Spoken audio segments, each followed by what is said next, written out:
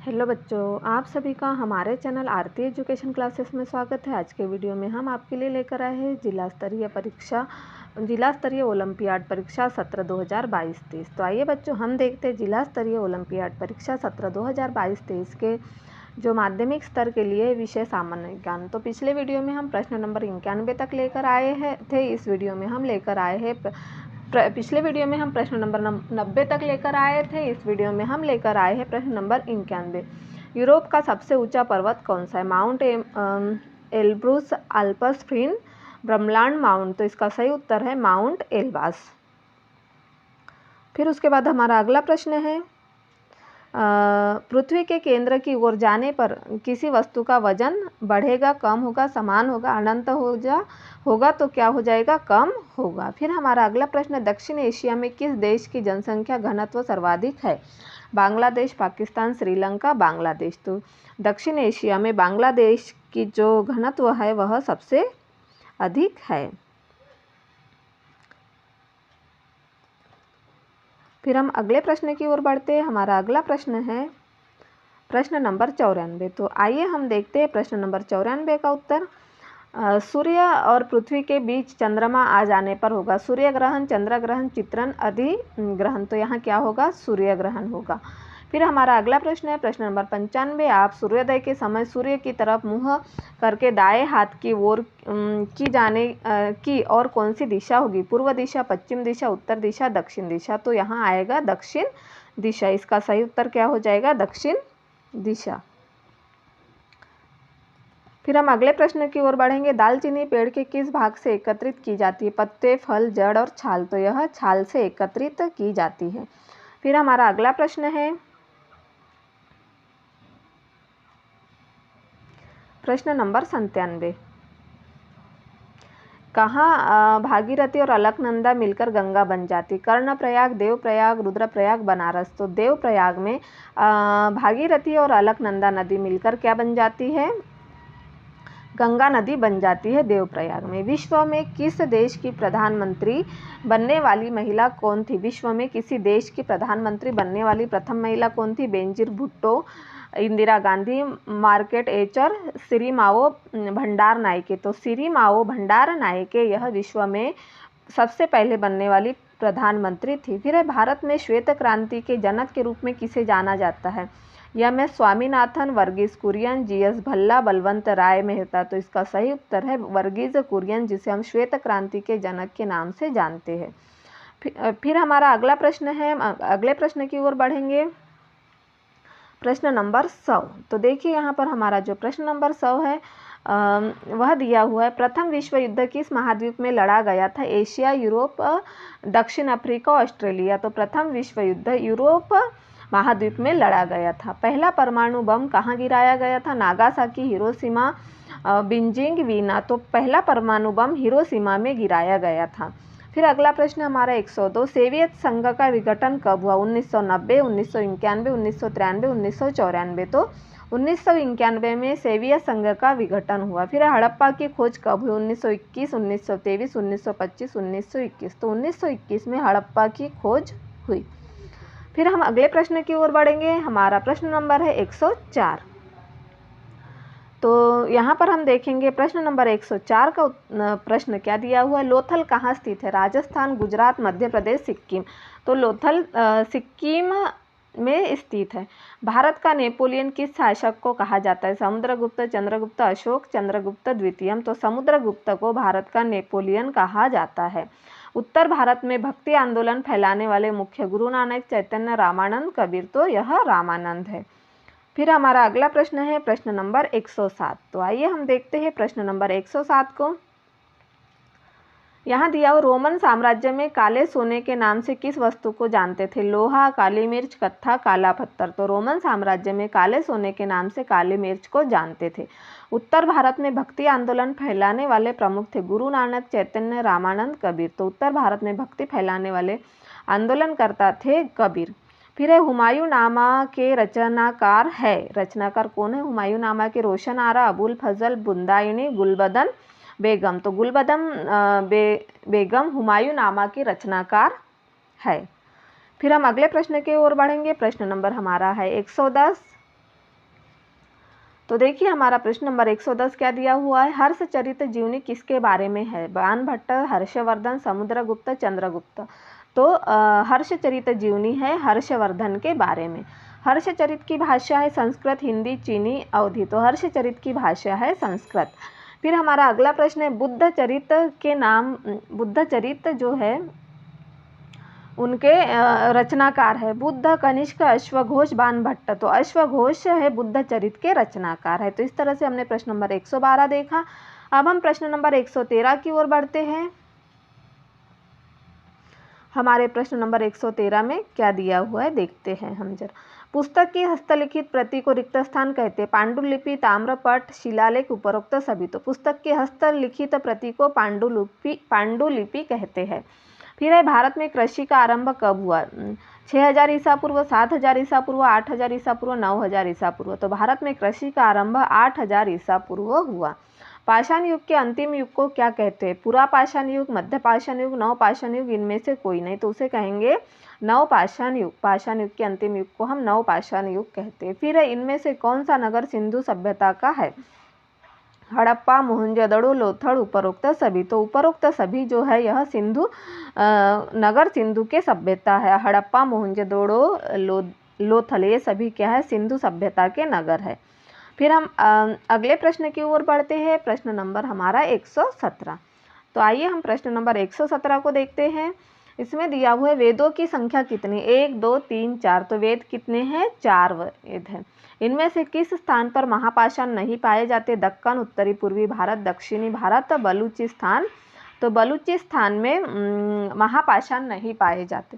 फिर चारों वर्णों में से किस वर्ण से संबंधित लोगों को अयोग्य माना जाता था? ब्राह्मण, क्षत्रिय, वैश्य, शूद्र। तो शूद्र लोगों को अयोग्य माना जाता था। सिकंदर का आक्रमण कब हुआ था? लगभग 2300 साल पहले, लगभग 2400 साल पहले, लगभग 2500 साल पहले, लगभग 2600 साल पहले।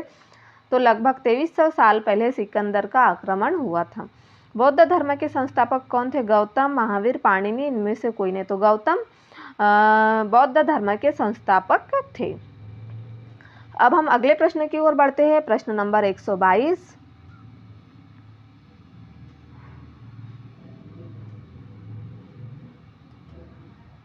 हमारा यहाँ प्रश्न नंबर 122 है। देखिए वेदों की रचना के लिए है भाषा का प्रयोग हुआ था प्राकृत, पाली, संस्कृत, अर्घ, मगधी। तो यह संस्कृत वेदों की रचना के लिए संस्कृत भाषा का प्रयोग हुआ था। इनमें से कौन सा विचार जैन धर्म से संबंधित नहीं? आत्मसंयम, निर्दयता, अहिंसा, सत्कर्म। तो निर्दयता जैन धर्म से संबंधित नहीं है।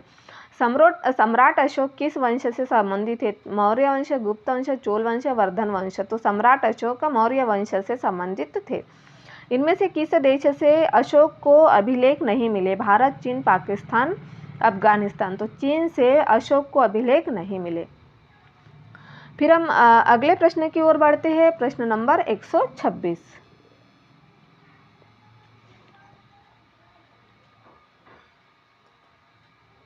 हमारा प्रश्न नंबर 126 है। किस युद्ध से सम्राट अशोक का हृदय परिवर्तन हुआ? कलिंग युद्ध, तराइन युद्ध, पानीपत युद्ध, प्लासी का युद्ध। तो कलिंग युद्ध से सम्राट अशोक का हृदय परिवर्तन हुआ। सबसे पुराने सिक्के को रिक्त स्थान कहा जाता है। प्राचीन सिक्के, आहत सिक्के, नवीन सिक्के, सामान्य सिक्के। तो इन्हें आहत सिक्के कहा जाता है। उसके बाद हमारा अगला प्रश्न है रिक्त स्थान में बड़े भूस्वामी को वेल्लता कहा जाता। तमिल भाषा, तेलुगु भाषा, कन्नड़ भाषा। तो इसका सही उत्तर है तमिल भाषा में बड़े भूस्वामी को वेल्लता कहा जाता है। फिर उसके बाद हमारा 129 नंबर का प्रश्न है। यहाँ पर हम देखेंगे 129 नंबर का प्रश्न। वलय कूप का उपयोग किस लिए किया जाता था? नहाने के लिए, कपड़े धोने के लिए, सिंचाई के लिए, जल को व्यर्थ बहाने के लिए। तो जल को व्यर्थ बहाने के लिए वलय कूप का उपयोग किया जाता था। फिर अगला प्रश्न है हमारा प्रश्न नंबर 130। रिक्त स्थान ने बुद्ध की जीवनी बुद्धचरित की रचना की थी। क्षेमेंद्र, अश्वघोष, सोमदेव, बाणभट्ट। तो अश्वघोष ने बुद्ध की जीवनी बुद्धचरित की रचना की थी। प्राचीन काल में दक्षिणापथ के स्वामी कौन थे? मौर्य शासक, शुंग शासक, सातवाहन शासक, गुप्त शासक। तो इसका सही उत्तर है सातवाहन शासक।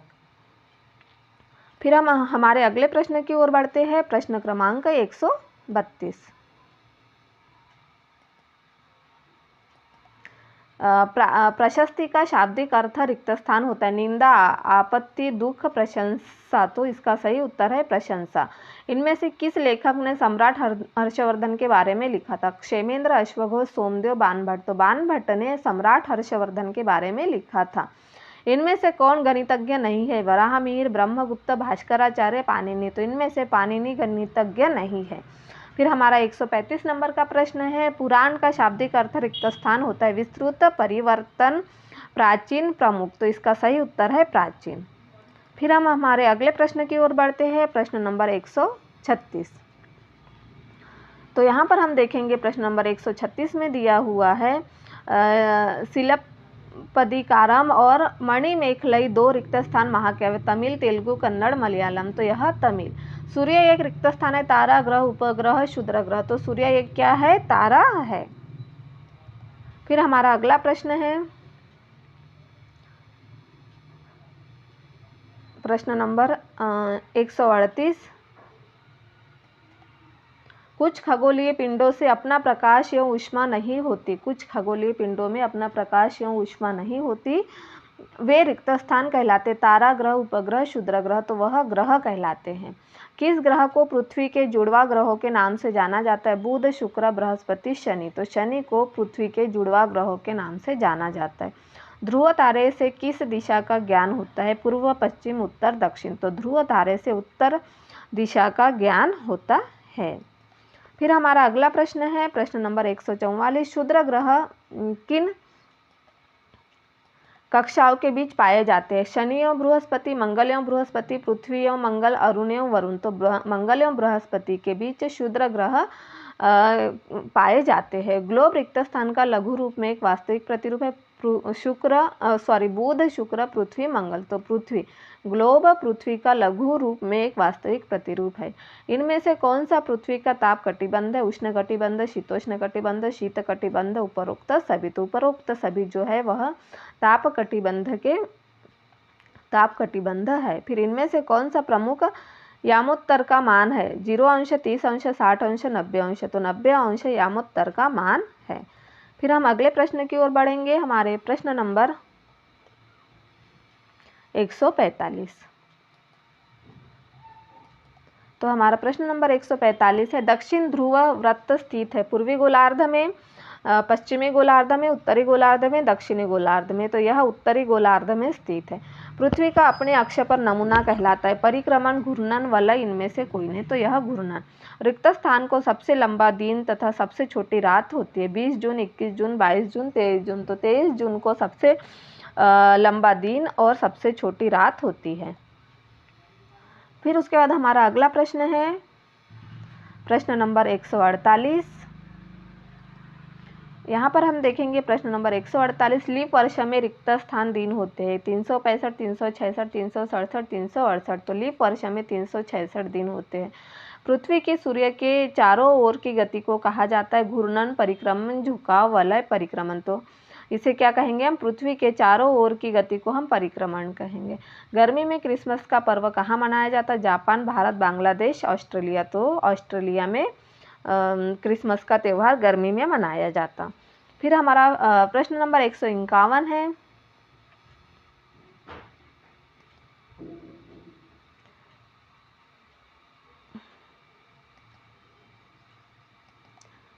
इक्कीस जून को सूर्य की किरणें रिक्त स्थान रेखा पर सीधी पड़ती। कर्क रेखा, मकर रेखा, विषुवत रेखा, ध्रुव। तो कर्क रेखा पर। पृथ्वी सूर्य के चारों रिक्त स्थान कक्षा में घूमती। स्थिर, गतिशील, असमान, विस्तृत और स्थिर। तो यह पृथ्वी सूर्य के चारों ओर स्थिर कक्षा में घूमती है।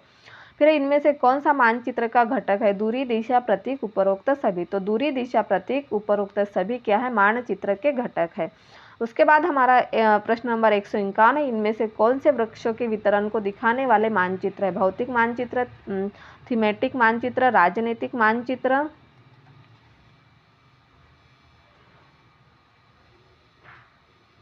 और उपरोक्त सभी। तो इसका सही उत्तर है थीमेटिक मानचित्र, जो कि वृक्षों के वितरण को दिखाने वाले मानचित्र है। तो इस तरह से हम यहाँ पर इस वीडियो में आपके लिए प्रश्न नंबर 191 से 154 तक लेकर आए हैं। जो कि आपकी ओलंपियाड जिला स्तर की परीक्षा के लिए महत्वपूर्ण है, तो आप इसकी तैयारी कर लीजिए। और आप हमारे चैनल पर नए हो तो हमारे चैनल को सब्सक्राइब ज़रूर कर लीजिए और बेल आइकन को प्रेस करना ना भूलिए, ताकि आपको हमारे आने वाले वीडियो के नोटिफिकेशन मिलते रहेंगे।